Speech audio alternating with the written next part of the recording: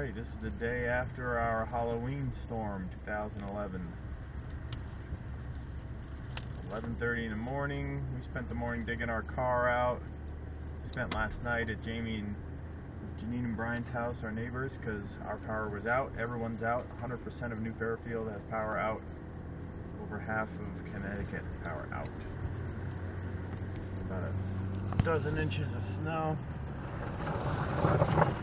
Brought down thousands of tree limbs onto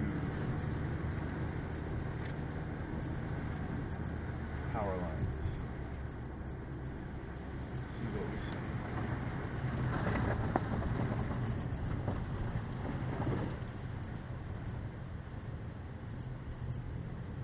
Wow, look at all these trees down here. Wow.